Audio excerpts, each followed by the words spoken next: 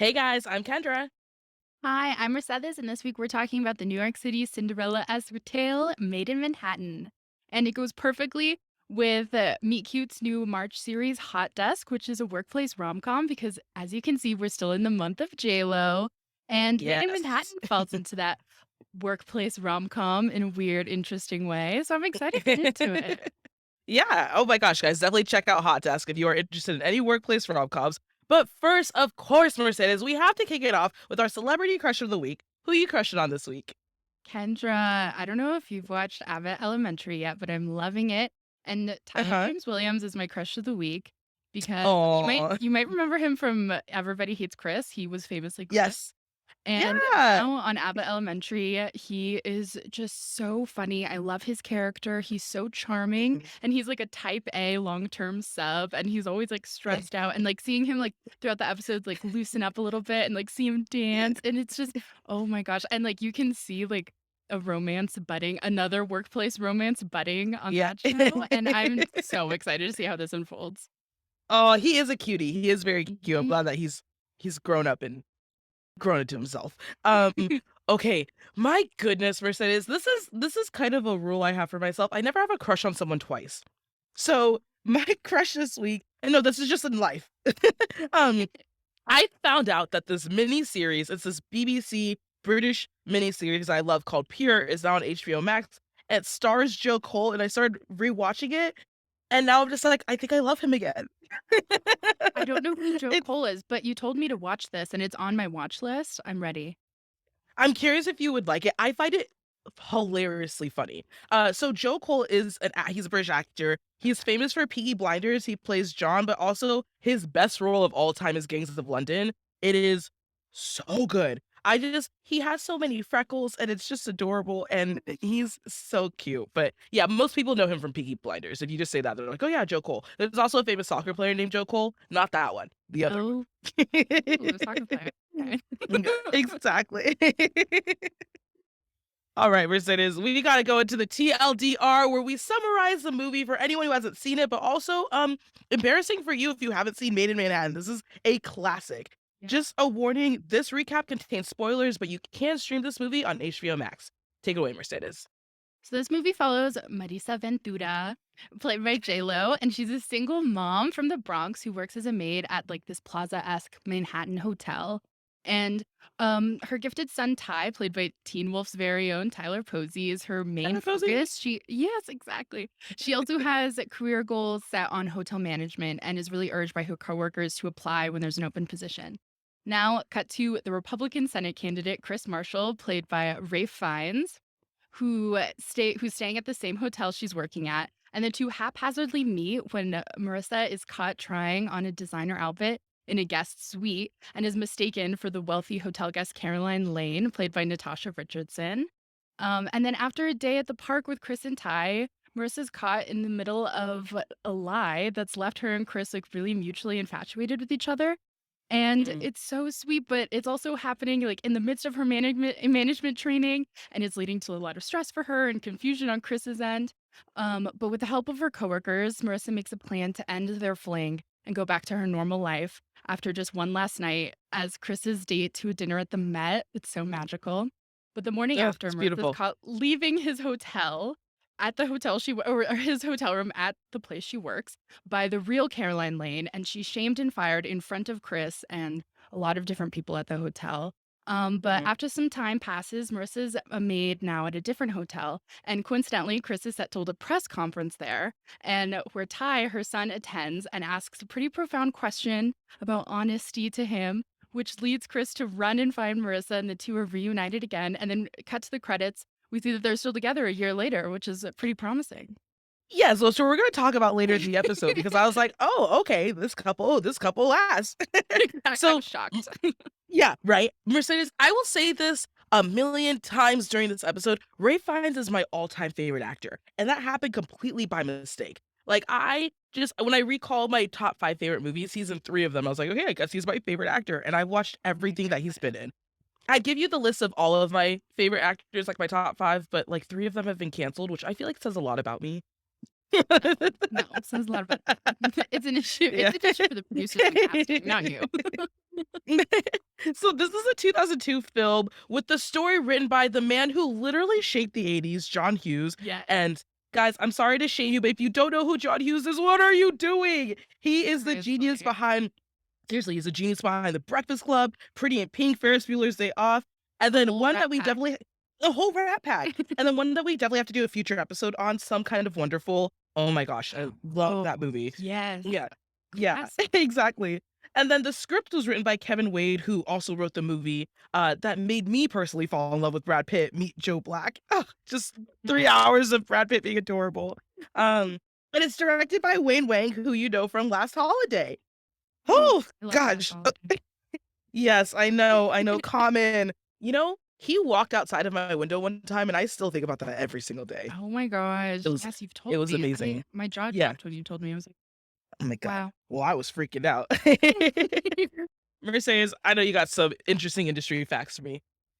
I do. Okay. So as you said, this script was started by John Hughes and it was originally called The Chambermaid. And he was originally set to direct it and it was going to be like his early 2000s revival from the 80s basically. But he ended up Mhm, leaving the project and that's when Kevin Wade stepped in and rewrote it to tailor it more to J.Lo because J.Lo had been cast right around the same time too. mhm, So this movie, I love that because then it plays on the fact that like J.Lo's from the Bronx and all of that. She's actually playing a Latina here, which we appreciate, even though made Latina. We'll get into that. yeah. Yep. No, you got a lot about that.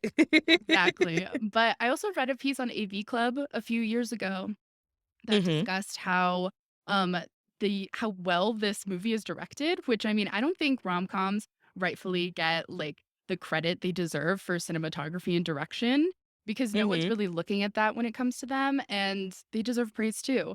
And I really love it Right. because like this whole article really celebrated the techniques and like there were so many dynamics to portray or like there were different techniques to portray the dynamics within the city and like how cramped New York is, and then also within the hotel space to really show like how space is taken up by workers and Mhm, guests and like the hierarchy within management and the maids. And we see that in like mhm, the wide shots and I don't know, like within the hotel and then in the city. And it's always cramped, like so that there's room for extras. So then you can always see people buzzing around, which I think is so mm, interesting when you're focusing a whole story and a plot line on somebody in the service industry because that really is like mhm. rarely the main character in a film, you know? Yeah, And I thought yeah, that was so absolutely. good. And also, Oh, like, the opening shots of Marissa's morning routine, I love because it just really mm, shows, like, her real life.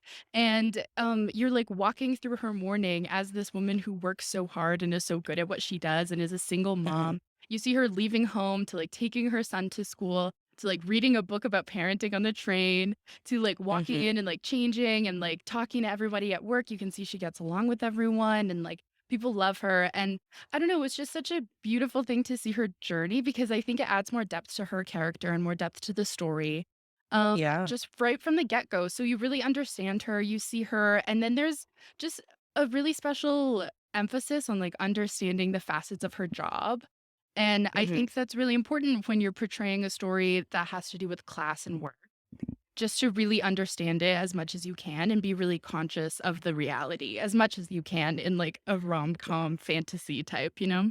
Yeah. Did you notice, Mercedes, like, I noticed there was a big color contrast in this movie. So when you're with Mhm. Marissa and you're in her maid job, you see that the colors are more muted. It's kinda has more of, like, an overcast tone. Anytime she's with Chris or she's in Caroline's room, it's a lot more sunny and brighter, and I noticed that because we did a color theory section in one of our classes in film school, just about how directors use color to convey an emotion or to convey, like, different aspects of what's happening in the movie. And I just noticed that with Marissa's life, like, it's very dull and muted, but with Chris, it's, like, lively. And so it almost makes us Yeah, want to root for them because you see her in this literally a different light.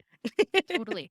And in New York too, like high rises, like I mean, I think light also equals power in a way and status. So like the more sun you're Mhm, getting in your room means you're paying a lot more and or mhm. like you can afford a lot more. So I think that's such a good detail too. I love that.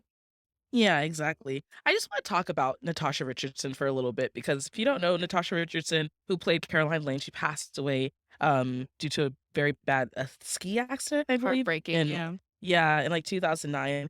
But I just love I love seeing her and, Ray Fiennes in this because so Liam Neeson and Natasha Richardson were married before her passing, and actually all 3 of them were really good friends because Liam Neeson starred in Schindler's List with Ray Fiennes, and so they've known each other for years. And so it was really cool to see, like, just, like, friends in this movie, but also, like, obviously they weren't super nice to each other. You know what's funny? Um, My mom just told me the same fact yesterday while I was rewatching this. She was like, "Did you oh, really? know?" And she goes, "That's so funny that they have to like pretend like he has to pretend he doesn't like her in this movie because they are friends." I'm like, Yeah! that is funny. I know, it's hilarious. You know, I also read too, just this is the second movie that Jennifer Lopez has taken over for Minnie Driver. So Minnie Driver was literally like a Oh. hot ticket Yeah. back then. And so she was actually supposed to play the lead in The Wedding Planner and in this movie, and she dropped out of both. And then Jennifer Lopez took over. So I think that's really interesting. Wow. I had no Right? idea.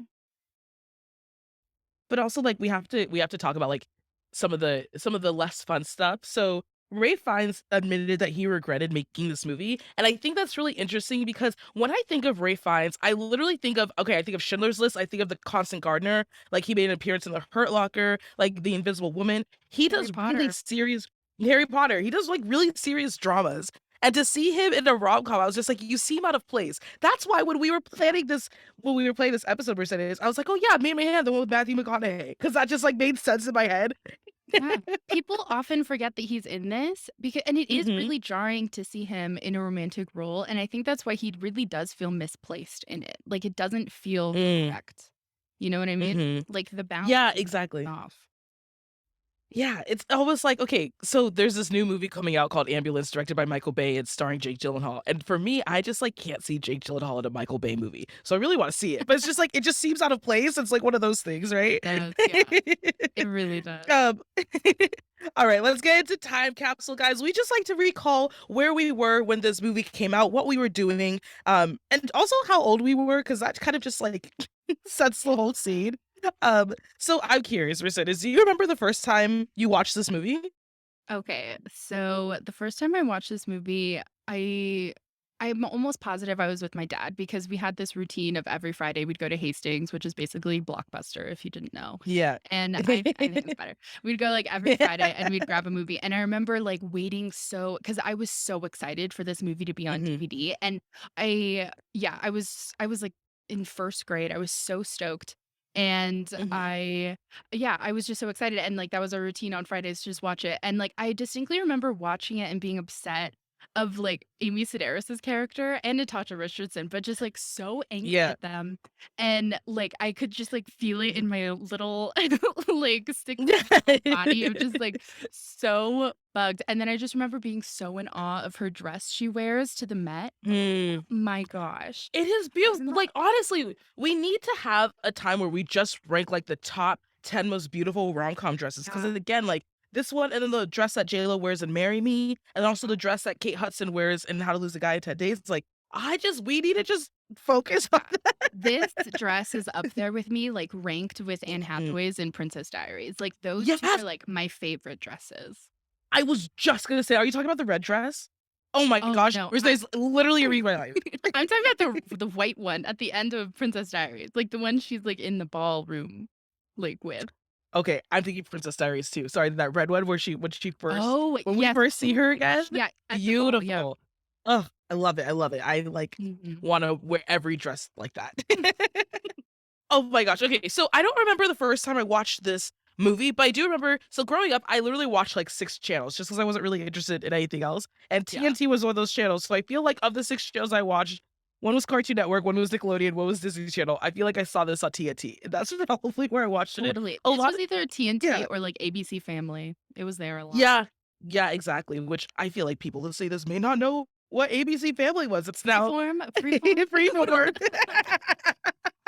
But back in the day, guys, it was called ABC Family. It was Bob. It was so good. Also 2002. So I don't remember who I had a crush on, but I remember who had a crush on me. I can't even tell you. Like a lot of I was 10 years old, so I was in 5th grade. I don't know why I can't find anything about my life in 5th grade. So I used to keep a diary and I kept a diary from the time I was 8 years old, and the entire year of 2002 is missing. And I'm like, why is that? Like, Weird. Yeah, it's weird. The diary goes from 2001 to 2003. So it's like I'm in 4th grade and all of a sudden I'm in 6th grade. I'm like, "Oh, wait, no, I wanna know what happened." I do remember I played the trumpet and I played the violin, and I was like, that was my most musical time in my life. I love that. Yeah, but there's this kid named Cavill, and I was trying to look him up because I'm really good at finding people. I was trying to look him up, I couldn't remember his last name. He, like, loved me, Mercedes. He had kind of like I think he had kind of a tough life because I just remember his parents were literally just, like, never in the picture, and so my dad used to drive both of us to violin lessons, and we'd be in this, like, 15-minute car ride, and Cavill would just be telling my dad how much he loved me, how much he wanted to marry me, all of this stuff, and it was so I thought it was weird, but my dad thought it was hilarious, like That is hilarious. That's so precious. I know. I wish I could remember his last name so I could find him and see what he's up to if he's still Your around. tutor. It's so interesting, like, when you hear somebody had a crush on you. Like, there was one boy in elementary school who said he had a Mhm. crush on me because I was the only kid in class with moisturized elbows. Like, I was the only one who didn't have dry elbows. What on earth? And I What? think that's my favorite crush memory. Wow, what a quality to look for in someone. "Hey, you're really cute Exactly. because your elbows are super moisturized." Yeah, I mean, it's important. I'm from the desert. Like, he was Yeah. really cute. That is so funny. Oh my god. Okay, so 2002, Mercedes, how old were you? Where were you? What were you doing? I was in 1st grade. This movie came Oh, out in December, I'm pretty sure, of yes. 2002, so Mhm. I had just turned 7. And so this also in November of that same year, my favorite J.Lo album, This Is Me, then was released. So I was in a Mhm. major Jenny from the Block era. That was the Jenny from the Block Yes. album. So this was Mhm. prime Jennifer Bennifer time. Yes. I was super big on accessorizing at this time because I wore school uniforms. And J.Lo and Miranda Uh-huh. from Lizzie McGuire were, like, my style icons. And Love it. I Love it. them. And then I was also, like, obsessed with Jane Goodall at this time in my life, and then, like, the American Girl dolls. Like, I was everywhere. I loved Jane Goodall. Listen, you were such an eclectic child. What, What? Jane And then I was Goodall? also, like, basketball, soccer. I was all over the place. So, yeah, I would go to school every winter, I would ask for a new pair of, like, pleather knee-high Mhm. boots to walk down the hall in, like, my skirts and, like, my, like, khakis or whatever I was wearing it, and I felt so cool. And I would wear them Oh, till it was, like, wow. too warm outside, and I was obsessed with them, and I remember I had, like, a white, like, faux fur vest that I'd zip over, like, my polos, and I felt Yeah. so glamorous, and I was like, "I'm just like J.Lo." And, like, I have a picture I can show you on Zoom of what I looked like in, like, my J.Lo fits at school. Oh, look at you. We're gonna have to I include know. this in the description of the I podcast so know. everyone can see it. You look fresh, Literally. Mercedes. Yeah. Wow, That's look yeah. at I was I love ready. it. I loved it. But, yeah, Hmm. I was I was just finding all my interests that year. I'm very impressed, honestly, like, I'm reflecting back on what I was doing when I was 7, I was not doing half of the things that you were, so I'm very impressed. Alright, guys, it's now time for the Rom-Com Hall of Fame! But Yes. first, we have to roast this movie, Mercedes, and if you wouldn't Oh, mind, yeah. I just wanna say the biggest roast that I had throughout this entire movie, other than the fact that Ray finds They acting a rom-com, it's the fact that Chris is a freaking Republican. Oh my god, I know. Horrible, I was like, horrible. "That does not age well at all, like, Also, at like, all." think about the, like, political climate in 2002. You're really gonna have this, like, wealthy white Republican politician fall in love with, like, a low-income single mom Yeah. Latina from the Bronx. Like, Oh I'm my like, gosh. "Who wrote this? Why?" Like, what was happening? Like, you couldn't have just made him a politician. Like, and I know his views are a little more, like, egalitarian, but still, he still claims to be a Republican. I know. He seems like one of those I've seen so many of those news stories, like, of these white Republicans married to women of color and just having such staunch, like, stances on immigration and all of these things. It's like, you're literally married to a person of color. How are you going to say all these things in public and then in private go to bed with this person? Like, that Exactly. is incredibly problematic. I will never I don't think I could ever date somebody who with differing, like, political, social views as me, like, that's just, like, really, like the bottom line. Like, that will never be Oh, crossed. that means you have standards, Mercedes. That means you have standards because I've literally met people who have dated someone who has different political Yeah, affiliations. It never works out because it's not just like, oh, you're a Republican and you're a Democrat. It's like, no, these intrinsic values that are wholehearted to me, like those that are very personal to me, we differ on. So like that exactly. is very telling about who you are as the person and what you believe. So I think like that should be one of the deal breakers, like, "Hey, Totally. what do you believe?" Yeah, it's a non-negotiable. Exactly, and I also think too, we have to talk about just, like, the blatant white privilege of Caroline Oh Lane. my I just god. I hate during this whole movie, she's referring to Marissa as Maria, doesn't care to, like just assumes that her name And is then Maria, which I thought, like, was she's like, "You told me your name was Maria." And it's like, how is yeah. someone gonna correct you when you're not even listening to her? Ugh. Exactly, exactly. And then also too, just like the manipulation and the fake kindness, just always be like, "Oh, can you do me a favor? Can you do me a small favor?" That's not Yeah, her job. That's literally not her job. And then also too, the fact that she could afford a $3,000 lunch and a $5,000 jacket, but she has to make it a point to get someone who is low income, probably makes less than minimum wage. Like she has time to get them fired and yeah. humiliate them. Who the hell are you? I'm so mad about that. No, is she oh my gosh, she's so frustrating, and then Amy Sedaris, who plays her friend in it, is just Yeah, so like, makes my skin crawl in the scene where they're, yeah. like, working out, and then she's just, like, comment after comment about Marissa, and it's just, like, it Mhm, makes me livid. I'm like, I understand that they wanna show, like, the dynamics between, like, wealthy guests and, like, the mistreatment of Marissa or, like, what she faces mhm, on the daily, but it's so frustrating to see it, and then also, like, it's all supposed in this, like, comedic tone, like, all of Marissa's mm, rebuttals are, like, comedy, like, it's, like, out of, mhm. like, a spite, like, I don't know, like, making the bed in a really aggressive way or, like, saying, Yeah. like, a comment about, like, styling or something, so, like, it's not fulfilling enough for me, like, how it Yeah. I don't know, like, the justice is not served. That's how I felt. Exactly, exactly, and I feel like you don't ever get that because the last we see of her is Chris being like, "The first lunch was a mistake, second would be torture," and then she's just like, "Drinks that," and then we literally don't see her again, so we don't get like, as audiences, we don't get that satisfaction of seeing her get put in her place, and I really wish that we Exactly.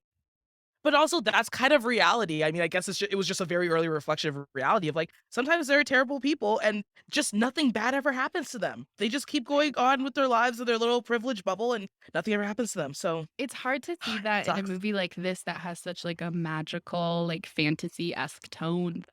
You're like, "Come Yeah. on, put this person in their Yeah. place." Yeah, exactly. Well, I wanted something that you usually always bring up, in past episodes, Merced, is the chemistry between the 2 characters, and I Yeah. guess I wanna know, like, do you feel watching this like Chris and Marissa actually know each other? No, I don't. Like, they don't their conversations aren't anything, really, like and Yeah. the connection that they're both like, "Oh, we had it. It's there. I can't really explain it." I didn't see it. I can't explain it either, actually. 'Cause it doesn't exist. Exactly. No, That's how I I I feel. What do agree you with think? that. I mean, I agree with that. It's mostly I brought this up because at the end, when you see the magazine cover and it's like, "A year later, still going strong," I'm like, "Really? You guys don't know each other?" I feel like we would catch glimpses of Marissa's personality when she would say, things in terms of like, oh, Chris is like, "Oh, I'm gonna go to the projects and do a speech," and she's like, "Well, why don't you actually spend time in the projects?" Yeah. Like, I thought it was really weird that he kinda had, like, this infatuation with the fact that she was this upper class woman who knew a lot about the lower class, and I just thought Yeah. that was, like, a weird complex. I can't explain it, but do you get what I'm trying to say?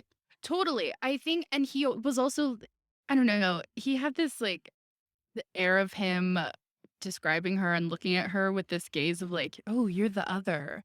What are you? I Yeah. need to understand you," in a way that I didn't like. It would almost felt like an anthropologist almost, like, the way that he's trying to understand more about her that I don't know, I didn't dig. But also to, like, prove something. And so, like, I just wanna make this clear, I have no problems with interracial relationships. I just think it's funny how this is kind of the vibe I get from most white women who date black men. Is like, Mhm. they look at them with that exact same gaze that you just described and just like, "Oh, like, I could prove something with you, like, by being with you." And that's just kind of Yeah. like, you know what I'm trying to It's say? so unsettling. It's It icky. is. Yeah. It is, it Another is, icky especially, like, thing.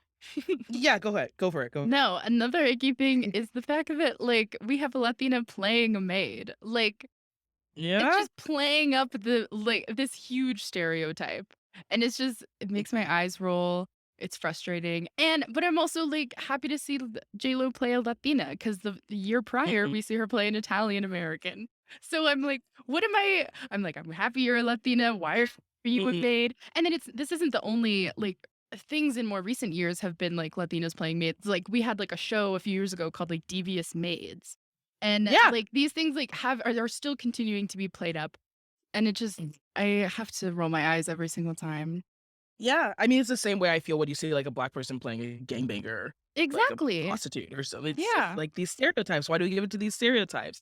But I'm curious, Mercedes. So, as a Latina, what are some roles that you would love to see represented by your community? So, can you give me like an example, maybe of like past movies, or just even just like jobs that you would love to see more Latinos portray in movies? Oh my goodness, that's such a good question. Hmm. I mean, speaking from just, like, my history, most people in my family are educators, and, Mhm. my family's all Latino, so I would just, like, love to see more of that. I don't know, I love Yeah. seeing educators on screen because I like seeing what my family has to say about it when they're watching it. Yeah. I think that's Absolutely. always really interesting.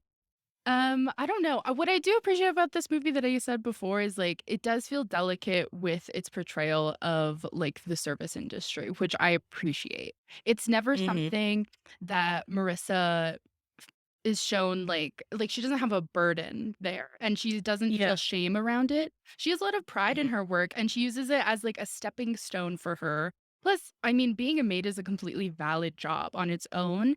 It's Yeah. just frustrating when that's the consistent stereotype, you know what I mean? Yeah. But I 100%. I think I really like that like she acknowledges that she's good at her job and like she finds a lot of pride there and it makes her, like, really relatable and human because it shows how hard she works, and it's not just her complaining about, like, Mhm. "Oh, blah, blah, blah." And also, like, her relatability is, like, in her work ethic and, like, how she is as a mom and a person, and not in, like, the typical rom-com fashion of, like, the clumsy, quirky girl relatability, you Yeah. know? Which I Yeah. appreciate. Like, we're getting a different angle here. Mhm. Absolutely, 100%. Alright, guys. I just wanna know, Mercedes, can you tell me what is one of your favorite quotes from this movie? Oh my gosh. Okay. My quote kind of goes along with what I was saying, and it's Mhm. when she gets fired and she's talking to the butler, and he says, "To serve people takes dignity and intelligence, but remember, they're only people with money, and although we serve them, we are not their servants. What we do does not define who we are. What defines us Mhm. is how well we rise after falling." And I just think that's Aw. beautiful. That is beautiful, and that's kind of like mine too. So I love when the manager is telling Marissa that she's gonna be considered for the position, Mhm. and he goes, "When life shuts one door, it opens a window." And I know that's so cliche, but I just felt it so deeply because I just feel like I'm in a season of my life where I'm experiencing a lot of open windows after experiencing a lot of doors shut in my face. And like for example, just like hosting this podcast with you, Mercedes, is definitely an Aw. open window because this is like I love rom-coms and I'm a hopeless romantic and I love just talking about movies. And this just seems like it very much aligned because I actually went out for a job similar to this before where it was another Oh. rom-com podcast job and I wanted it so badly and I didn't get it, and I was Mm. heartbroken because it was just, again, a time in my life where a lot of doors were just being shut in my face, like, I had all Yeah. these ideas, I was working really hard on things, and everyone just kept saying, "No, no, no," and I feel like I'm in a season of yes, and I'm really appreciating this breeze that's coming through these open windows. I love it. Oh, I my gosh, it's such a joy to work with Yeah. you. I don't know. I love talking to people about rom-coms anyway, and to find someone Mhm. who's equally as passionate about talking about them and analyzing them with me. Oh, Yes. man, now I'm just like gushing. Another one of my favorite quotes is just like when Chris is like, "Well, if your husband wouldn't mind," Ty's like, "She doesn't have a husband." Versus like, "I don't have a husband." Yeah, the tones are so good. Yeah. Yeah. Chris's best moments are with Ty, not with Marissa. Mm. Yeah. You are so right. You are absolutely right, which is good too because I'm gonna get into this later about how rom-coms tend to breeze over the fact that like someone has a child and like that's a whole other layer. But I'll talk Yeah. about that a little bit. So, Mercedes, tell me, would you swipe left or right on this movie? I'm swapping right because Mhm. For young Mercedes is one of her faves, and also I love Marissa as a character, even if I don't really like their relationship. And also, I'll swipe right on any makeover scene because they're so magical. And I love that this makeover scene was like made by all her coworkers and her friends, and like all the friends she's made in Mhm. the service industry, and they're all just like rooting for her, just like we are. And it's so special to watch. It makes me so happy. Oh my gosh. Wait, what is your most iconic makeover scene in a rom-com? Oh my god. Oh my god. That's so hard. I mean, I have to go with Princess Diaries, right? Like that is Oh, that's like a good that's the one. Even though like I'm sad that Mhm. like she didn't keep her curls. Like you could have just like you didn't have to like style it that way. She could have kept her curls. They just needed to not be brushed. Yeah, I feel like okay, well, I feel like the classic like, the whole start of the makeover scene started with She's All That, right? With Freddie Prinze Jr. and Oh my god. Freddie Prinze Yeah. Jr. We go way back. He's from here. Oh, that's right, Yeah, that's he's from right. But just like Albuquerque. she's coming down the stairs and it's like, "Kiss me." A Na, classic. na, Oh, na. all the Classic. Yeah, I feel like that's why everyone started doing the makeover scenes because of that scene, so we'll just oh, a Pretty Woman. That's like probably the most iconic makeover. Yeah. Oh, that's pretty good too. Okay, so my thing is kind of like you, it is impossible for me to swipe left on anything with Ray Fiennes. Like literally, I go on IMDb and I look at his credits. I've watched every single thing that he's in, and I've pretty Oh. much liked every single. I know it's, but it's like I'm drawn to him, and so I feel like even if I want to, my thumb would not even move in that direction. So I'm swiping right on this movie as well. I'm so glad this movie came out before the fourth Harry Potter movie, or else I'd be Mm. terrified to watch this, I think. Him as Voldemort is terrifying. Is terrifying. He also said he would never take another role where he has to do prosthetics because of Voldemort. Like it Oh was my god, so that much for him. nose. It That was nose, those teeth. Ooh. ooh, his feet. Oh god. Blah, blah, yeah. All right, guys. It is time for couples therapy. Mercedes and I just like to give dating advice for the characters on how they can improve their relationship. And I just want to start by saying my biggest hope for Marissa is I just want her to be more confident in who she is. I think it's very apparent in this movie that she has a routine. She gets up, she gets Ty ready for school, she goes to work, and this whole instance with Chris just seems like a huge interruption, and she wasn't very welcoming to it. And albeit she wasn't honest with Chris from the beginning about who she was, but it just seemed like this was a very positive time in her life. Like, love came into her life and she was up for a promotion. But even with the possibility of her becoming a manager, she was still very hesitant. Like, she yelled at her friend who filled out an application for her.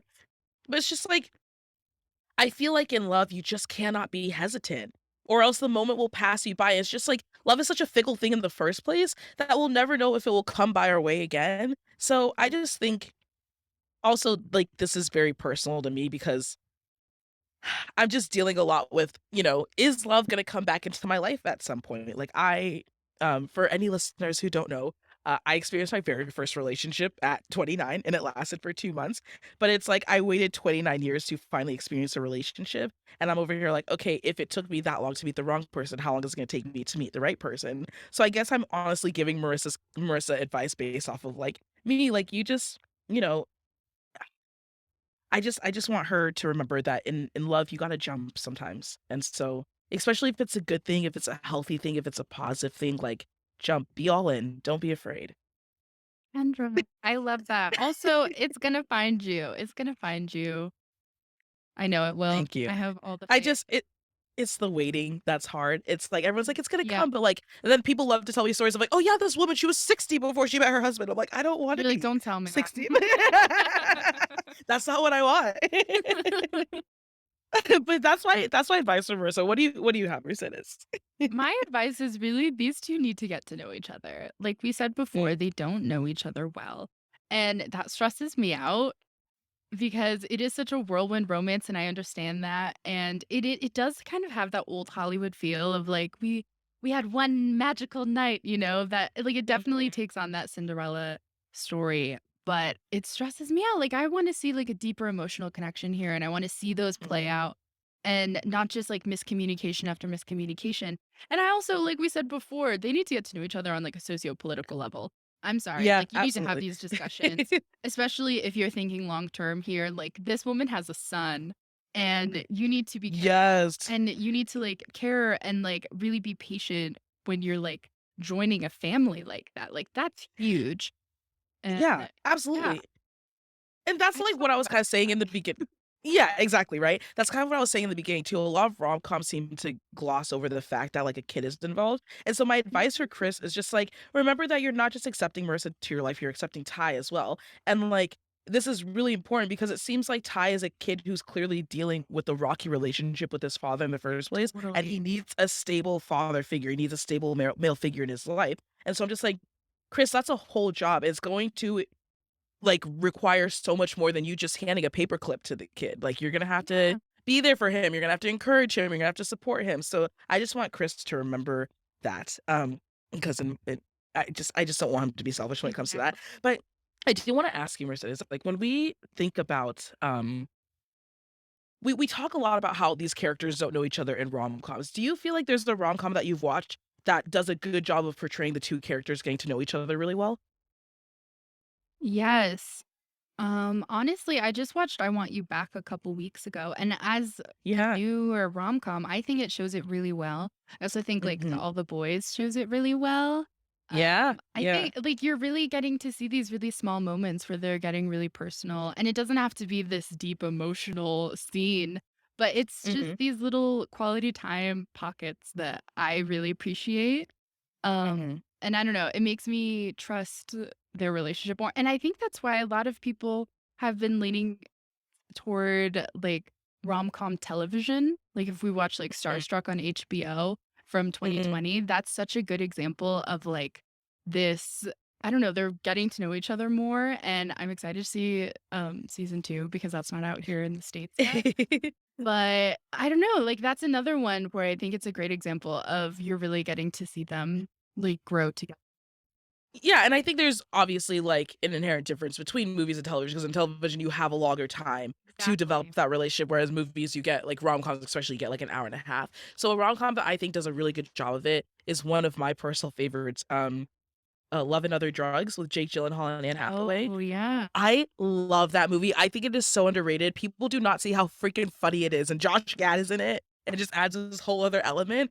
But it's I think they do such a good job of, like, showing just the full development of each character, like Anne Hathaway becoming comfortable with, I don't wanna spoil it for anyone who hasn't seen it, but then, like, Jake Gyllenhaal accepting himself and growing in himself. So I love that movie. We have to do that in a future episode. Listeners, if you have not Yes. seen Love and Other Drugs, please go and watch it. That's such a good example. Oh my gosh, I always forget about them. I know, it's everyone forgets about him, it's so Yeah. good. What do you feel like their love language is, though, in Maid in Manhattan? So Marissa and Chris, what do you feel like their love languages are? Marissa is wholeheartedly acts of service. She Yeah. is a service worker who goes above and beyond for her work, and then she does the same Mhm, for her family and home life. But I also think she needs words of affirmation. I think she's used to hearing how hard she works and what her place is in this world, and that can be really disheartening and, like, really weigh on you. mhm. And, I don't know, like, there's a lot of comparison between her and the people she works for at this hotel, and I don't know, I think she needs to be lifted up more. She also just Mhm. needs acts of service back because she works so hard. We touched on that Yep, last yep, week, where yes, yep. these acts of service women need it back, and you Mhm. can't just expect them to be okay just putting in all this work and not getting anything back. Exactly. That's exactly what I was gonna say, like, people who give acts of service, like, oftentimes need that back because it's hard to always be the caretaker and to never be taken care of. But then I also feel like with Chris, I think he gives quality time, I mean, you can see that by just, like, how much he enjoys spending time with her, like, he invited her out for a walk with his dog, and then he invited her to this fancy lunch. But I feel like Chris needs words of affirmation. Um, I just felt like he was always more inclined with Marissa when she spoke her mind about things, and I feel like he really appreciated that, and so I think he gives quality time, but he needs words of affirmation. Like, he likes to talk, and he likes to I don't know. Ooh. I That's interesting because flip-flopped those. So I said he gives Mhm, quality time or he needs quality time because you can see he really opens up when, like, his political entourage isn't around and it's just, like, him, Marissa, or, like, him and Ty, like, really, like, talking, and I think he gives words of affirmation because, I mean, he is a politician, so I think he's really good with his words.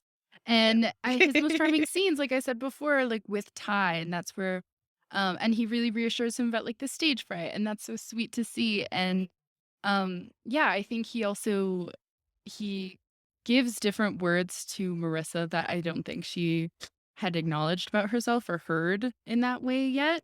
And I Yeah. think that's really nice to see. It is very nice to see. All right. So we have talked a lot. We've roasted this movie a lot. We've talked a lot about these characters. The question everyone is wondering, do you think this couple lasts in 5 years? No, I know they last about a Mm. year, but I don't know how long they're gonna Yeah. last. These two have different goals, and I don't want Marissa to give up on her career goals just for the sake of a relationship. Like she has plans for herself in Yeah. hotel management and like however far she can go. And I just don't want that to like her to like lose sight of all of that just because she's in this romance. It's like pretty high profile. And I Mm. don't know, their chemistry isn't strong enough to make me think this could work. And I don't know, I know a lot of romance stories and like love stories want us to believe that people can persevere like despite cultural and class differences, but it's hard and it takes a lot of work. Mm. And I don't know if these two are prepared to put in the work. Mm.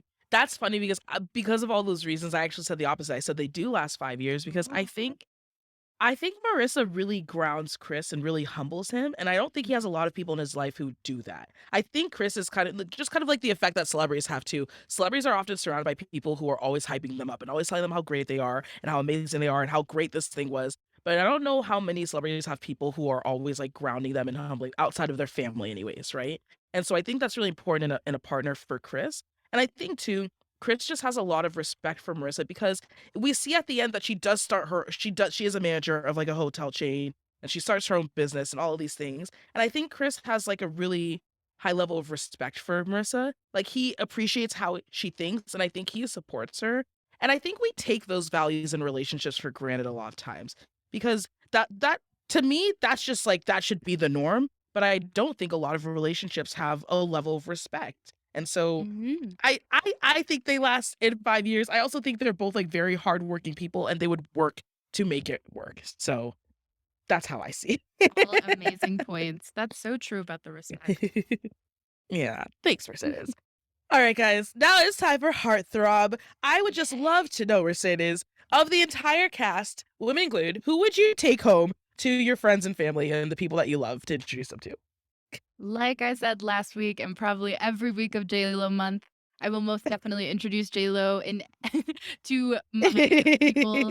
Marissa's Yep. awesome. I think we'd be great friends. So I Mhm. would love to take J.Lo in the form of Marissa. 100%. See, I would say Chris, but I can't be bringing a Republican around my friends because they'd eat Oh my him god, alive. imagine. Not Yeah, but, like, not in a judgmental way, like, my friends aren't judgmental, but they just have a lot of questions to ask about his politics and his beliefs, and I don't know if Yeah. he'd be able to provide quality answers that would suffice. So I'm gonna say, actually, I would take Rufus to meet my friends, the Oh, dog. that's such a good answer. More rom-coms need dogs. More rom-coms. More rom-coms need dogs, more than must love dogs, yes. Which is another Another one we great should one. do. Another great one. Yes, exactly. All right, guys, it's time for Marry, Smooch, Ghost. We love to play this game where we're talking about who we're gonna marry, who we're gonna smooch, and who we're gonna ghost. And we changed it to kind of be in our own vein because we feel like this is a lot better for us. So, Mercedes, here's a setup: Chris, Jerry, played by Stanley Tucci, or Caroline. Okay. Ghost Caroline, she's the worst. I'm smooching Chris, and I'm Mm. marry Jerry because Wow. I love Stanley Tucci. We have the same Mhm. birthday. Yeah. We're both 11/11s. I love him, and I'll even though Jerry is obnoxious and annoying in this movie as a character, I Mhm. just love Stanley Tucci too much to not marry him. Wow. Between you and Stanley Tucci, I feel like I have to look up more people who were born on 11/11 because that's 2 for 2. You guys are 2 really great people. Leonardo So I DiCaprio. Stop! Oh my Yeah. gosh. That's right. He is a November 11th baby. Gosh. Okay, well, I'm hooked then. I'm hooked on 11/11 people. Oh gosh. Okay. I hate how much I contradict myself sometimes when I say this because I really do. Ooh. I think I'm gonna I think I'm gonna ghost Caroline because she's obnoxious. She's literally insufferable. I can't stand the privilege. I'm gonna smooch Jerry because I'm gonna leave it there. I'm gonna smooch Jerry, and then I'll marry Chris. It's mostly because of Ray Fiennes, though. Let me just make that perfectly clear. It is because of Ray Fiennes. Love that man to death. So that's who I'm going for. But obviously, guys, before we wrap up the episode, we always love to bring in a pop culture moment. And so, Mercedes, did you know this movie turns 20 this year? This December 13th, will be the 20th anniversary, right? I'm I can't believe really that. I'm really hoping that they do something where like Ray Fiennes comes. I know he says he regretted making this movie, but it'd be so cool if him and J.Lo just did like a little, hey guys, like I would love to happy just to see see you. like a Zoom with them or something. And Tyler Posey. Exactly. Yeah, okay, so that's what I was gonna ask you. I was like, who do you think Ty is in like 20 years later? Because so he was 10 years old in the movie. So he's actually the same age as Tyler Posey. Like it's accurate, right? Yeah. And Tyler Posey is an interesting dude. But He I'm is. curious, the character of Ty, who do you think he would be now as a 30-year-old I male would in love this day to and age? I would love to see him doing like activism and like mutual aid in the New York City area. Like I think that would be so good because he's so interested in like politics and like I don't know, like these like social political views at such a young age and he's so passionate about it that I'd love to see him doing Yeah. like grassroots projects and like nonprofits and like maybe even like run for like city council and move up and up. That's what I Yeah. hope for him. Okay, Mercedes, have you seen this trend on TikTok where women are imitating guys with podcasts and just like the toxic masculinity Yes. surrounding them? Yes. Okay, I don't know why, but I can almost see that for Ty. Like, Oh, I can see Ty like with a podcast being like, you know what females don't be doing? you know what it is? It's the Simon and Garfunkel. That screams Is male that what it podcast. is? I think so. Okay. I thought so. He's also so they announced that they're doing a Teen Wolf movie and Tyler Posey is coming back. But let me just make this perfectly clear. I'm pretty sure 95% of people who watched Teen Wolf watched it for either Dylan O'Brien or Tyler Hoechlin, and neither of them are coming back for the Retweet. movie. So Yeah. No, I feel like nobody's coming back besides Tyler Posey. yeah, well, him and like Shelly, Colton Haynes is coming back. Holland Okay. Roden is coming back. Dylan Sprayberry. So you got some people, but just not the heartthrobs there. Because Jackson Yeah, left after like 2 seasons. I need Styles Stalinsky there. I'm not I gonna need lie. some Styles. I need some Derek constantly losing every single fight that he's in. Because if you watch Teen Wolf, Derek never wins a fight. It's so funny. And then Heckles, man. I know Tyler Hoechlin, my goodness. I also saw that Ben and J.Lo are moving to London this year, like for the summer. Bennifer. Bennifer, how do you feel about their relationship? I love Bennifer. Um, I think Ben Affleck is such an interesting human. Oh gosh. Yeah, I loved Bennifer back in the day too. I have a last episode for the wedding planner. I explained how I used to draw like portraits of me and J.Lo as Mhm. besties. And I used to write next, like, I remember when on the same album that I talked about this episode, there's a song Mhm. called Dear Ben, and I would listen to it and I'd be like, oh my God, Ben Affleck is probably like the dream man. Like, I remember being like, he was amazing. And I would just like journal and be like, wow, a guy like Ben Affleck. And now I look back and I'm like, no. Oh my god. Okay, wait, Mercedes, this is something you don't know about me, and I don't know if I want to reveal it on this podcast, so I'm just gonna say it. I am a huge Ben Affleck fan. I am a giant, unnecessarily obsessed Ben Affleck fan, and I couldn't even really tell you why. I love everything Ben Affleck. I love everything Matt Damon. Okay. I think it's because yeah, he's an actor and he's good, but it's like then when he gets behind the camera, the magic that Gone Baby Gone is one of the best movies ever made, I think. Gone Baby Gone, Argo, like he's so the town. When he gets behind that camera, I am so wildly attracted to him because he just makes cinematic magic. And I'm like, Ben Affleck, please direct my life. I will sign away all the rights. Please. Wow. You I am a love huge Ben Affleck. I love Ben Affleck. It's so weird. The listeners can't see how passionate I am right now on screen, but I love Ben Affleck. Do you love Boston Boys? Okay, I think that's what it is too, because I like really trashy Boston movies with like corrupt cops and stuff, and I feel like they're kind of the kings of that. Definitely So aligned, yeah. yeah, and then also too, just Good Will Hunting will always have just such a special place in my Classic. heart, especially after Robin Williams passing. Such a good movie, and they wrote that, and then they won an Oscar for writing that. It's just so I just think he is so creative and he's so good and it's so unassuming. Like you look at him and you wouldn't expect something like Argo to come out of him. So I I think that's Have why I you like him. Do you know why Mindy Kelly got the writing job on The Office? Why? Because she had an off-Broadway two-woman show with her best friend called Matt and Ben, and they played Matt Damon and Ben Affleck on stage as like, "Oh, here, this is what we think like they are as like bros," and it's just them like in their Yeah. apartment being like, "Yeah, bro," and it's Yeah. so funny. And They she played Ben also Affleck. that's so funny. They also were I think they wrote the new movie The Last Duel with Adam Driver and Jodie Comer. Oh my Because god, they're both in his it. I feel like beard in that is it's so bad. I watched it on a plane, but I also just again, I just I love him. Ben Affleck, if wait, you're so do you listening to love this. Bennifer? I don't okay. It has nothing to do with them together. I just wanna see J.Lo single. I mean, obviously, it's none of my Yeah. business, but I just wanna see what she's like single. And I'm still heartbroken over A-Rod, to be perfectly honest. I thought they were perfect, and I thought they were gonna make it, so I'm just really sad about that. So, I think that's why I don't necessarily, like, support it, but everyone else he's been with, I've been like, "Yeah, Jennifer Garner, she's great." You know I what I just want never Ben to be understood? happy. Hmm. When he was with Jennifer Garner, it wasn't Bennifer, and that always confused me. 'Cause that's 'Cause another you can't coin Jennifer. it twice. Yeah, I I guess you know, but can't coin it still. twice, right? It's like Brangelina, like, you can't if he dated another woman named Angelina, it wouldn't work. True. Go Before ahead. we go, I don't know if you followed the TikToker, The Afternoon Special. She does, like, a lot of, like, media pop No. culture stuff. I love her, she's so great, she has such good insights, and she made this, TikTok yesterday about, how the best rom-coms in the early 2000s had serif font on their posters, and this movie has Mm. serif font. Like, she was like, "That's how you know that's a great rom-com," like, all in the font. She goes, "This might be a crazy theory, but it is really in the font, like, that's how you know it's gonna be a good one." Wow. And she had all these examples, this being one of them. So I needed to point that out because I thought that was so interesting. I'm gonna think about it for forever. That is so interesting. You know, that just reminds me of the SNL skit with Ryan Gosling about Papyrus, the font that they use for Avatar, Yes. and he was like, "It's just Papyrus." That's so funny. All right, listeners, we want to hear from you. What do you think about May in Manhattan? Do you consider it a classic? What do you think about J.Lo in this movie? Ray Fiennes, Tyler Posey 20 years later? Make sure to slide into our DMs at Meet Cute. Again, I'm Kendra. You can find me on Instagram and TikTok at Ken10Hollywood. Yes, and I've been Mercedes. You can find me at MercedesGB11 on Twitter, IG, and TikTok.